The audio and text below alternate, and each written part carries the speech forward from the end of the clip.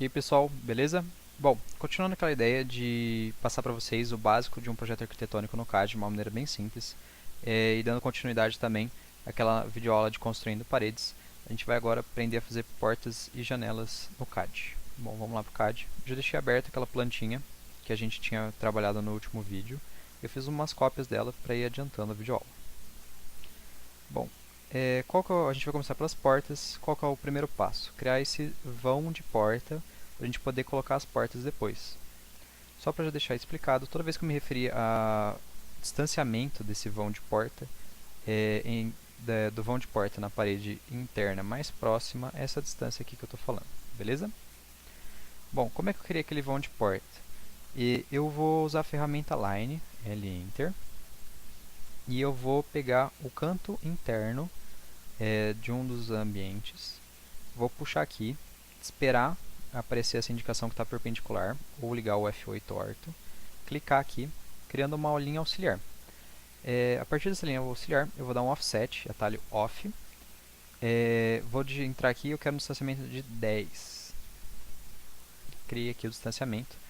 Se você variar o distanciamento, você consegue colocar o vão de porta onde você quiser nessa parede aqui. Aí no meio, do lado, mais para o lado, mais para o outro, do jeito que você preferir. Aqui eu vou dar outro off agora, com a largura da porta. Eu vou criar uma porta de 80, então vou dar um off de 80. Criei aqui a largura da porta.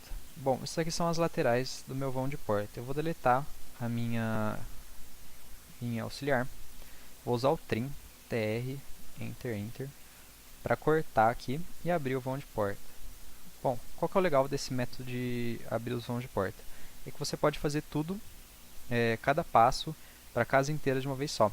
Aqui eu vou exemplificar com dois de uma vez só. Vou criar as duas linhas auxiliares usando o line aqui, de uma vez só. Criei a primeira. Vou criar a segunda. Vou dar os dois distanciamentos usando o off, de uma vez só. Primeiro. Segundo. Vou dar as duas larguras de porta também de uma vez só. Com off novamente. Um off de 80. Vou deletar as duas linhas auxiliares. E vou cortar tudo com o trim. Aqui deu errado. Bom, beleza, deletou. Agora vou abrir as duas com trim, TR, Enter. Cortei fora aqui e estão abertos os vãos de porta. Qual que vai ser o nosso resultado final? Ele vai estar aqui, ele está aqui embaixo. Nosso resultado final, depois que eu abrir todos os vãos de porta, vai estar aqui prontinho. Bom, qual que é o próximo passo? O próximo passo é colar, que nem eu já deixei pronto aqui, a porta onde está o vão da porta. Como é que eu faço isso? Bom, se você for fazer uma porta com uma dimensão especial, ou com uma espessura especial que você só vai usar uma vez, compensa você já desenhar ela direto no lugar que ela vai ficar. Vamos supor que eu vou começar com line, vou clicar na base da porta que eu quero, com o orto ligado para a porta ficar retinha. Vou digitar aqui 80, eu quero uma porta mais grossa, vou exagerar aqui 10 centímetros. Vou voltar com os 80 para ficar com um retângulo bonitinho. E vou clicar aqui. Na hora que aparecer a indicação aqui, ele pode indicar ou esse perpendicular ou endpoint, que ele vai estar com aqui é o quadradinho completo verde. Cliquei aqui, ficou fechadinho. Vem aqui, ó, só para mostrar para vocês essa questão do endpoint. Eu vou aqui dar outro line. Aqui, ó, tá vendo esse quadradinho? Esse quadradinho fechado quer dizer que é o final da linha. Você vai estar clicando no endpoint, beleza? Bom, feita a nossa porta especial, eu posso ter alguns casos que eu vou usar mais de uma vez uma mesma porta. Para não ter que ficar desenhando a mesma porta várias vezes, o que eu vou fazer? Eu vou criar uma porta modelo aqui do lado. DIL Enter, para Line. Vou desenhar aqui minha porta, 80, 5, 85. Pronto. Feita a minha porta modelo na horizontal. Eu também vou criar uma porta modelo na vertical. Como é que eu vou fazer isso? Primeiro eu vou copiar essa porta modelo usando o copy, atalho CO, Enter. Vai pedir para você selecionar o objeto, você seleciona, dá Enter. Vai pedir uma base de copy. Agora não vai fazer muita diferença para a gente, mas na hora que eu for colar as portas nas bases do vão de porta lá, vocês vão ver que eu vou falar mais sobre escolher bem o canto certinho para você poder colar mais fácil. Bom, vou clicar aqui num canto qualquer, puxei aqui. Cliquei de novo, ele me soltou a porta. Agora a gente vai para a parte de rotacionar essa porta. Como é que eu vou fazer isso? Vou usar o Rotate, atalho RO, Enter. Vai pedir para selecionar os objetos, selecionei, dei Enter.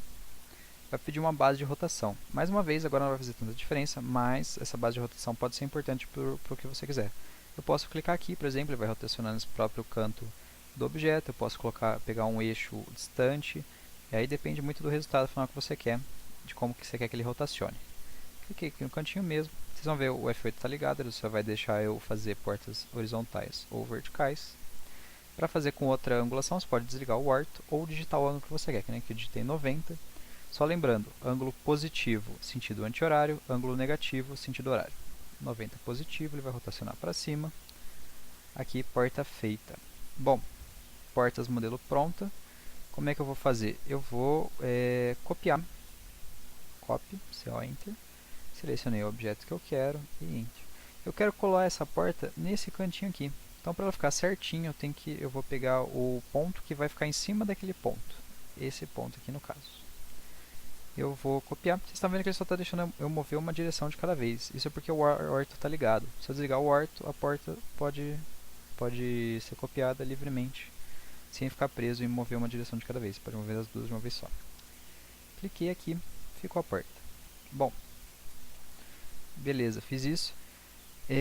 Aí vocês vão falar, pô, acabei de usar em todas as ocasiões que eu ia querer essa porta modelo, eu vou usar a última vez. Eu preciso copiar e depois deletar a porta? Não precisa não.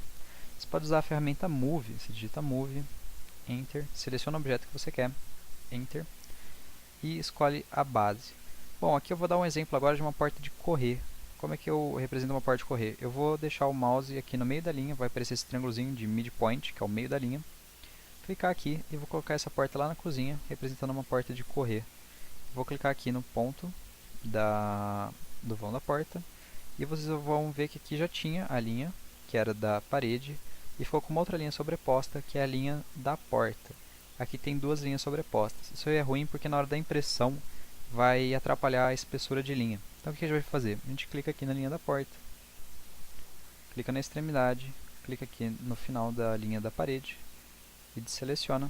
Agora não tem mais linha sobre linha, tudo beleza. Tranquilo? Bom, feitas as portas, nosso resultado final vai ser esse aqui. E agora a gente vai fazer os arcos de porta. Como é que eu vou representar os arcos de porta, que é a parte de detalhamento, onde a porta vai, como é que a porta vai girar? Bom, tem duas maneiras básicas. Uma delas é fazendo o arco. O arco está onde? O arco é essa ferramenta aqui, que está no quadro de ferramentas do AutoCAD. Aqui é só de arcos. Se você clica aqui para baixo, ele vai te dar todas as opções de arcos. A galera normalmente costuma usar Start, Center, End, que é a ordem das coisas que vai te pedir. Então, cliquei lá. A primeira coisa que eu vou clicar é o começo do arco. A segunda vai ser o centro do arco. E a última, a extremidade final do arco. Cliquei aqui, arco pronto. Bom, por que eu não uso muito essa ferramenta? Porque eu vou pegar aqui a mesma ferramenta, só que eu vou fazer na ordem inversa. Eu vou pegar aqui primeiro a porta, o centro do mesmo jeito, e aqui eu vou finalizar aqui. Vocês podem ver que ele está fazendo o arco para o outro lado. Então você vai ter que ficar pensando que lado que você está qual que é a ordem que você está selecionando para saber que lado que ele vai formar o arco. Isso é meio chatinho de fazer, então eu costumo usar a ferramenta Circle, que desenha círculos pra gente. Eu digito C, Enter, e eu seleciono como centro, que é o primeiro ponto que ele pede pra gente, é o centro da circunferência. Eu seleciono a base da porta e coloco o raio da porta, que é o segundo ponto que ele pede pra gente, a extremidade oposta interna do vão de porta. Cliquei aqui, ficou o círculo pronto.